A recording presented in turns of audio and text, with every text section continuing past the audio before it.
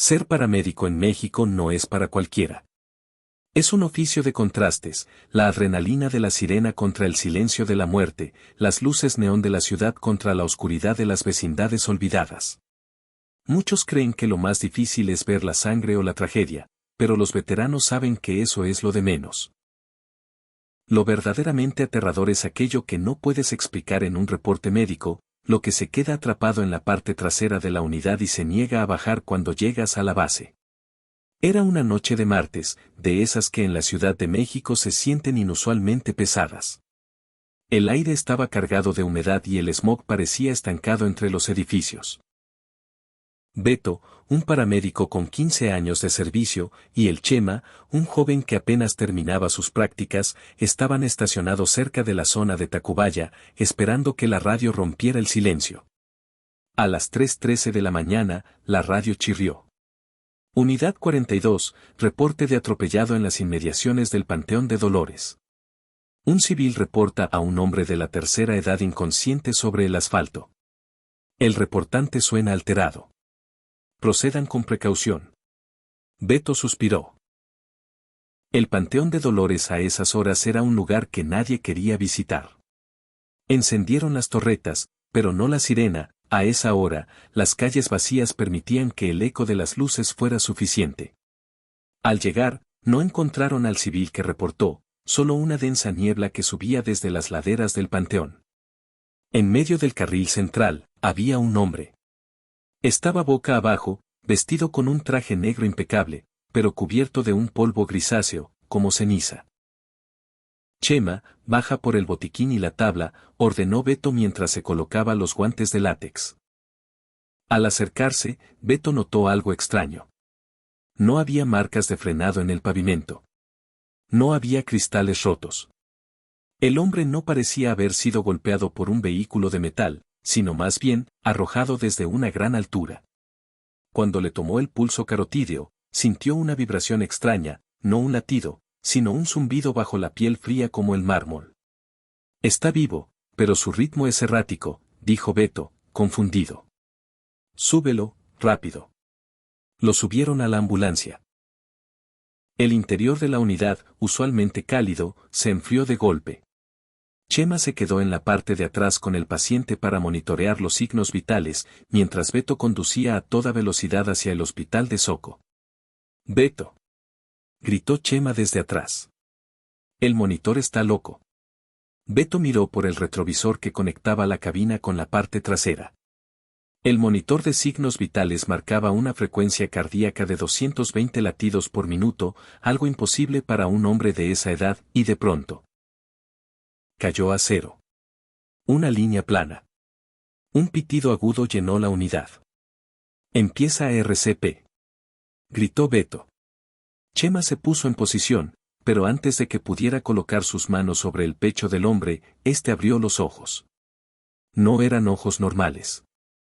Eran completamente negros, sin iris ni esclerótica, como dos pozos de petróleo. El hombre no se movió, solo miró fijamente al techo de la ambulancia. No es mi turno todavía, dijo el hombre con una voz que no parecía salir de su garganta, sino de las paredes mismas de la unidad. Chema se quedó paralizado. En ese momento, el sensor de movimiento de la parte trasera de la ambulancia, que servía para encender las luces de cortesía, empezó a parpadear frenéticamente, como si hubiera 10 personas moviéndose en ese espacio reducido de 2 metros cuadrados. Beto, sintiendo que el volante se ponía pesado, miró de nuevo por el espejo. Lo que vio le heló la sangre, en el reflejo, el hombre no estaba solo. Había figuras oscuras, sombras densas sentadas en los bancos laterales de la ambulancia, observando a Chema. Eran como siluetas de personas heridas, quemadas, destrozadas, todos los pacientes que Beto no había podido salvar en 15 años estaban ahí, sentados, esperando. No mires atrás, Chema. No mires los espejos. Bramó Beto, pisando el acelerador a fondo. El aire dentro de la ambulancia se volvió irrespirable, con un olor a tierra mojada y flores podridas. El paciente empezó a reírse, pero su boca no se movía. Era una risa seca, como hojas rotas. De pronto, un golpe seco sonó en el techo de la unidad, luego otro, y otro, como si alguien estuviera saltando sobre la ambulancia en movimiento. Beto frenó de golpe frente a la entrada de urgencias de Soco. Los guardias y enfermeros salieron rápido. Beto bajó de la cabina, con el corazón a punto de estallar, y abrió las puertas traseras. Chema estaba en un rincón, llorando en silencio, con las manos cubriéndose los oídos. La camilla estaba vacía. Solo quedaba el traje negro, perfectamente extendido sobre la sábana blanca, y una cantidad impresionante de tierra de panteón cubriendo el piso de la unidad. Después de revisar las cámaras de seguridad del hospital, el reporte oficial fue que el paciente se arrojó de la unidad en marcha, aunque Beto sabía que eso era imposible, las puertas estaban cerradas por dentro. Chema renunció al día siguiente, nunca volvió a hablar del tema. Beto continuó trabajando, pero desde esa noche, cada vez que le toca el turno de madrugada y la ambulancia se queda en silencio, puede escuchar algo que lo atormenta. En la parte trasera de la unidad, justo detrás de su asiento de conductor, se escucha con claridad el sonido de alguien abriendo una bolsa de cadáveres, y una voz familiar que le susurra al oído desde el vacío. Gracias por el aventón, Beto, pronto nos volveremos a ver, pero la próxima vez, tú vendrás atrás conmigo. Beto sabe que no puede renunciar. Porque cuando mira por el retrovisor, jura que en el reflejo, el asiento del paramédico ya no está vacío. Hay una sombra esperando el próximo accidente. Para un paramédico en México, la noche no es oscuridad, es una paleta de colores rojos y azules. Pero hay una zona en la Ciudad de México, cerca de los límites de la delegación Tlalpan, donde el bosque de Ajusco parece tragarse el sonido de las sirenas. Los que trabajan en esa zona saben que el frío no solo viene del clima, sino de la historia de sus carreteras. Lo que sigue es un relato basado en una experiencia compartida por tripulaciones que juraron no volver a cubrir ese sector después de las 3 de la mañana. Ramiro era un viejo lobo de mar en la Cruz Roja. Había visto de todo, balaceras, terremotos y partos en plena Avenida Reforma. Esa noche lo acompañaba el Pato, un joven que apenas cumplía su segundo mes en servicio. Eran las 3:45 de la mañana cuando la central despachó un código rojo. Unidad 18, tenemos reporte de volcadura en la carretera vieja al Ajusco, cerca del kilómetro 31. Testigo indica vehículo al fondo del barranco con una persona atrapada gritando por ayuda. El reporte es persistente. Lo extraño empezó desde el trayecto.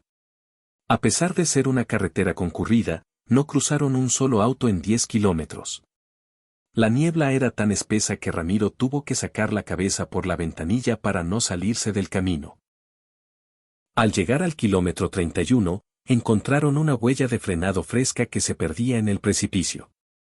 Bajaron con las lámparas tácticas y el equipo de extracción. Abajo, entre los árboles, descansaba un sedán blanco, destrozado. ¡Ayuda!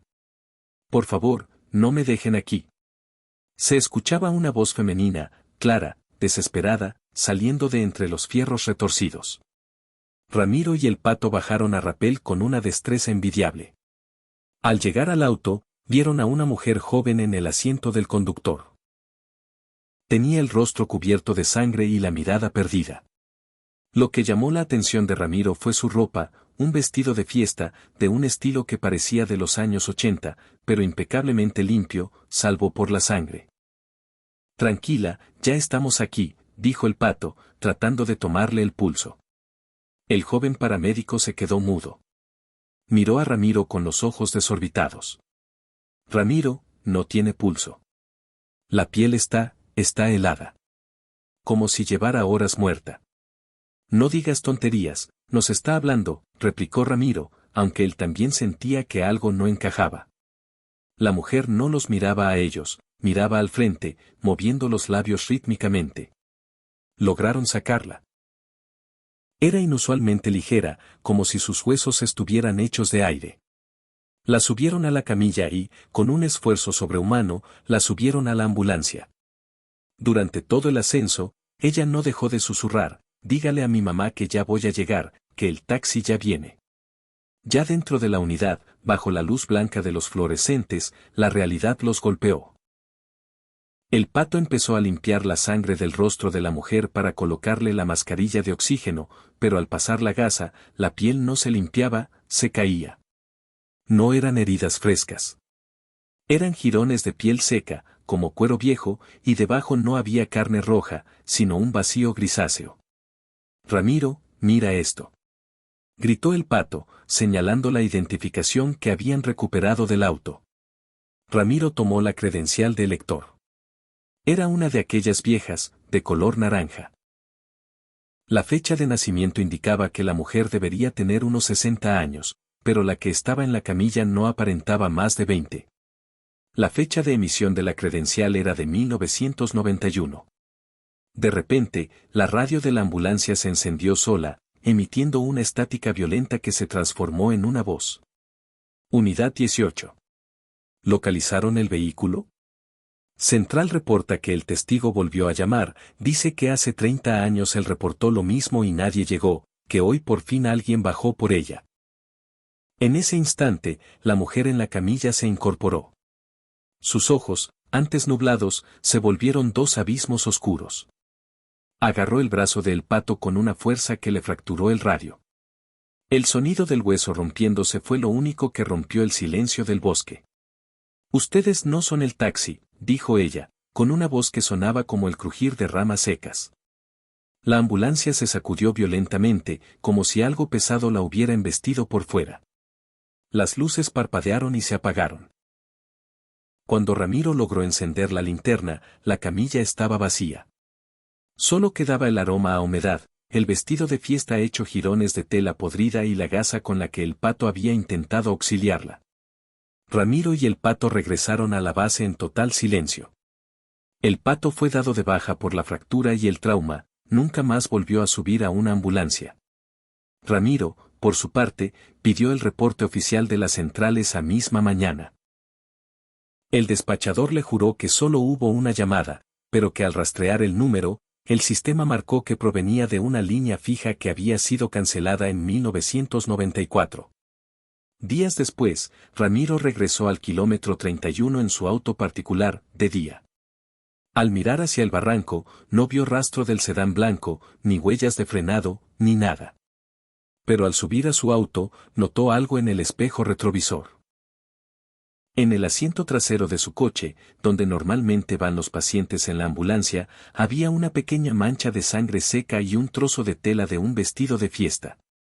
Desde entonces, Ramiro no puede manejar solo de noche. Dice que cada vez que pasa por un espejo, siente que alguien en el asiento de atrás lo observa, esperando a que cometa un error, a que la ambulancia se detenga, para finalmente completar el viaje que empezó hace 30 años. Lo más aterrador no es que ella esté ahí. Lo más aterrador es que, anoche, Ramiro escuchó su propia voz saliendo por la radio de la base, pidiendo ayuda desde el kilómetro 31. Pero él estaba sentado en la cafetería. Tlatelolco es un lugar con memoria. Entre los restos de las pirámides prehispánicas, la iglesia colonial y los edificios modernos, se acumulan capas de tragedia, desde la conquista hasta la matanza del 68 y el terremoto del 85. Los paramédicos que cubren esta zona dicen que el aire ahí es más denso, y que los sensores de las ambulancias modernas, diseñados para detectar movimiento o signos vitales, a menudo se vuelven locos sin razón aparente. Pero lo que ocurrió con la Unidad 13 fue mucho más allá de una simple falla técnica. Héctor era un paramédico que rozaba la jubilación. Era un hombre pragmático, de los que dicen que el muerto ya no hace nada, el vivo es el que muerde. Aquella noche de octubre, le tocó guardia con el chino, un joven entusiasta pero muy perceptivo. Les asignaron la Unidad 13 porque su ambulancia habitual estaba en mantenimiento. A las 2:12 de la noche, recibieron un llamado de un edificio en el conjunto urbano Nonoalco-Tlatelolco. Una vecina reportaba gritos y ruidos de cristales rotos en un departamento del piso 7, seguidos de un silencio sepulcral. Cuando llegaron, la policía ya estaba ahí. Entraron al departamento. No había nadie, excepto por una extraña sensación de frío y un rastro de huellas húmedas que salían del baño y terminaban en medio de la sala. De repente, escucharon un golpe seco en el pasillo exterior. Un hombre joven estaba tirado en el suelo, convulsionando, con los ojos en blanco y la boca llena de una espuma oscura. «Rápido, Chino, súbelo a la tabla», gritó Héctor. Lo estabilizaron y lo bajaron por el elevador, un trayecto que se sintió eterno. Ya en la ambulancia, el hombre dejó de convulsionar y entró en un estado de catatonía. Se quedó rígido en la camilla, mirando al techo con una intensidad que incomodaba. Mientras Héctor conducía hacia el hospital Rubén Leñero, el chino iba atrás, haciendo el registro de signos vitales. En las ambulancias mexicanas hay un asiento lateral llamado banco, donde normalmente viaja un acompañante o el segundo paramédico. El chino estaba sentado ahí, pero de repente sintió que el espacio se reducía. «Héctor, vienes manejando tú solo, ¿verdad?», preguntó el chino por el intercomunicador, con la voz temblorosa. «Pues ¿quién más, chino?». «No me digas que ya te dio miedo», bromeó Héctor, aunque por el retrovisor notó que las luces internas de la parte trasera parpadeaban de forma rítmica, como si alguien estuviera interrumpiendo el flujo de energía.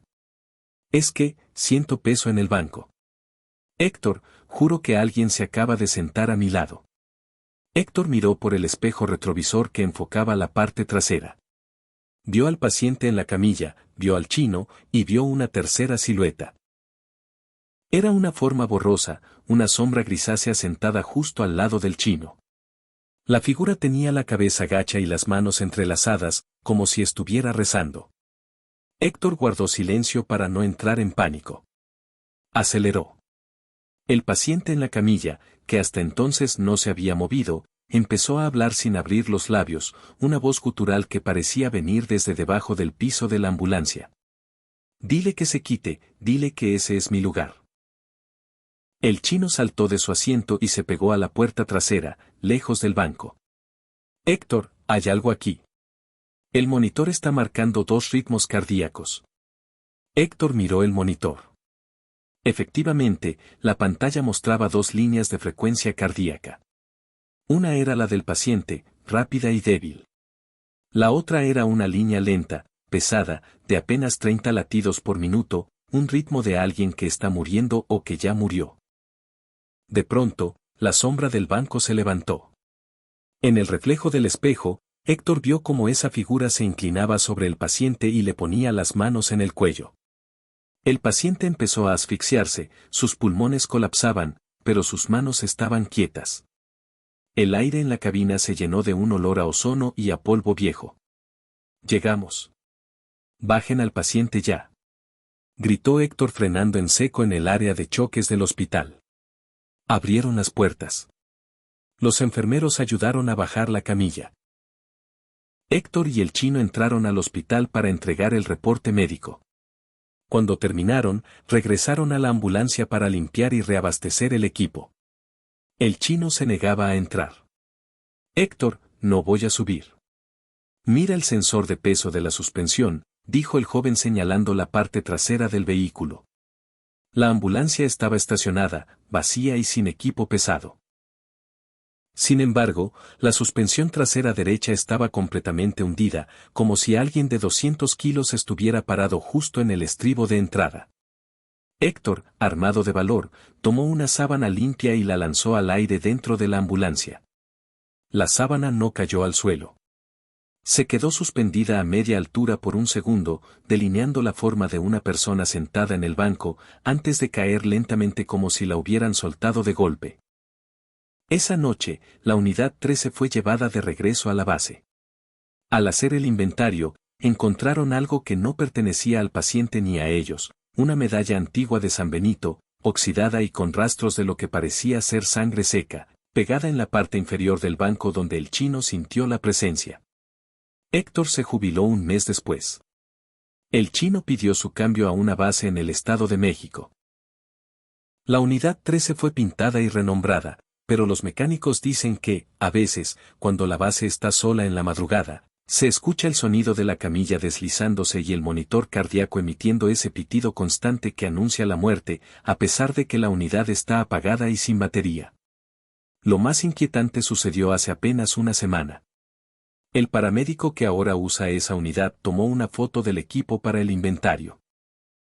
En la esquina de la imagen, en el reflejo del vidrio de las medicinas, se ve claramente a Héctor, con su uniforme viejo, sentado en el banco, mirando a la cámara con una expresión de terror absoluto, señalando hacia el asiento del conductor. Nadie le ha dicho al nuevo paramédico que Héctor falleció de un infarto hace un año, justo mientras manejaba esa misma ambulancia. En el mundo de las urgencias médicas en México, existe una regla no escrita: nunca cuentes a los pacientes antes de llegar al hospital. Algunos dicen que es mala suerte, otros dicen que es porque, en el caos de la noche mexicana, a veces subes a alguien que no estaba invitado. En las zonas rurales de la Ciudad de México, donde las luces de la urbe se rinden ante la oscuridad de los cerros de Xochimilco y Milpa Alta, las ambulancias no solo transportan carne y hueso. A veces, transportan la memoria de tragedias que se niegan a descansar. Eran las 2:45 de la mañana. Raúl, un paramédico con la piel curtida por 1000 batallas, y el Flaco, un joven que apenas se acostumbraba al olor a hospital y asfalto, acababan de entregar un servicio en el Hospital General. Estaban listos para volver a la base cuando la radio emitió un sonido que parecía atravesado por estática de otra época. Unidad 22. Unidad 22. Reporte de choque múltiple en la zona de las vías, cerca de la antigua estación de San Luis Tlaxialtemalco. Reportan varios lesionados, entre ellos un menor de edad. Procedan de inmediato. Raúl frunció el ceño. Las vías de esa zona llevaban años abandonadas y la carretera era poco transitada a esa hora. Sin embargo, encendieron las sirenas y se abrieron paso entre la niebla que bajaba de los canales. Al llegar, la escena era dantesca pero extrañamente silenciosa. No había patrullas, no había gente curioseando. Solo un auto antiguo, un modelo de los años 70, incrustado contra un árbol. Al acercarse, Raúl notó que el metal no estaba retorcido recientemente, parecía tener décadas de óxido, pero el olor era de gasolina fresca y sangre nueva. En el asiento trasero, encontraron a un niño de unos 8 años. Estaba pálido, vestido con un suéter de lana roja que parecía tejido a mano. No lloraba, solo miraba por la ventana rota. Tranquilo, campeón, ya estamos aquí, dijo el Flaco mientras le colocaba un collarín. El niño no respondió. Su piel estaba tan fría que el Flaco sintió un escalofrío que le recorrió la columna, pero su pulso era fuerte y rítmico. Lo subieron a la ambulancia. Raúl se puso al volante y el Flaco se quedó atrás para monitorear al pequeño. Raúl, vámonos rápido. Este niño está entrando en shock, no me habla y sus ojos no reaccionan a la luz, advirtió el Flaco por el intercomunicador. A mitad del camino, el interior de la ambulancia empezó a llenarse de un olor a flores de cempasúchil y lodo. El monitor cardíaco, que apenas habían conectado, empezó a emitir un sonido errático. El Flaco miró la pantalla, el ritmo cardíaco no era el de un niño, eran dos ritmos diferentes sobrepuestos, uno muy rápido y otro extremadamente lento. Flaco, ¿qué pasa allá atrás?, preguntó Raúl, sintiendo que la ambulancia se volvía pesada, como si estuvieran remolcando algo mucho más grande. No lo sé, el niño. Raúl, el niño se está riendo. Raúl miró por el espejo retrovisor. El niño estaba sentado derecho en la camilla, a pesar de las correas de seguridad. Tenía la cabeza inclinada hacia un lado y miraba fijamente al Flaco. Pero lo que hizo que Raúl casi perdiera el control del volante fue lo que vio en el punto ciego de la unidad. En el banco lateral, donde no debería haber nadie, se empezaron a materializar dos figuras. Un hombre y una mujer, con las ropas desgarradas y el rostro cubierto de hollín. No tenían ojos, solo dos cuencas vacías que supuraban un líquido oscuro. Estaban sentados ahí, como pasajeros comunes, observando cómo el Flaco intentaba auxiliar al niño. Raúl, frena. Hay gente aquí adentro, gritó el Flaco, entrando en pánico total. No puedo frenar, Flaco. Si freno, no vamos a salir de aquí. Reza lo que sepas, contestó Raúl, quien veía cómo la aguja del velocímetro marcaba 120 km/h, pero el paisaje afuera se movía con una lentitud desesperante, como si estuvieran atrapados en un bucle temporal. El niño finalmente habló. Su voz no era la de un infante, sino una mezcla de voces que gritaban de dolor. Mi mamá dice que el doctor ya no tiene manos para curarnos, pero tú sí tienes, ¿verdad? El niño estiró su mano y tocó el brazo del flaco. En el lugar del contacto, el uniforme del paramédico empezó a quemarse, dejando una marca de ceniza con la forma de una mano pequeña. De pronto, todas las luces de la ambulancia se apagaron. La unidad se llenó de un llanto ensordecedor que parecía venir de todas partes y de ninguna. Raúl dio un volantazo al sentir que alguien le jalaba el cabello desde atrás. Escuchó el sonido de cristales rompiéndose y un golpe seco. Cuando las luces de emergencia volvieron a encenderse, estaban estacionados frente a la entrada de urgencias del hospital. Héctor bajó corriendo y abrió las puertas traseras. El flaco estaba desmayado en el piso de la unidad. La camilla estaba perfectamente ordenada, las sábanas blancas sin una sola arruga. El niño y las sombras habían desaparecido. Esa noche, los registros del hospital confirmaron lo que Raúl temía. No hubo reporte de ningún choque en las vías en los últimos 20 años. Sin embargo, al revisar la bitácora de la unidad, encontraron algo que los dejó sin aliento. El monitor cardíaco de la ambulancia había guardado una grabación del último suceso. Durante 10 minutos, el aparato registró el sonido de 3 corazones deteniéndose al mismo tiempo, seguido de una voz clara que decía, «Gracias por el último viaje». El flaco nunca regresó. La marca de ceniza en su brazo se convirtió en una cicatriz que nunca sanó. Los médicos dicen que es una quemadura de 3er grado por frío extremo. Raúl sigue trabajando, pero ahora lleva siempre un rosario atado al espejo retrovisor y un espejo extra que apunta directamente al banco lateral. Dice que lo hace porque, de vez en cuando la ambulancia va vacía por las calles de Xochimilco, el sensor de peso del asiento se activa solo. Y en el silencio de la cabina, se escucha el roce de un suéter de lana contra el cuero del banco y una voz infantil que le susurra. Todavía te falta uno por recoger, Raúl, y ya está esperando en la siguiente curva.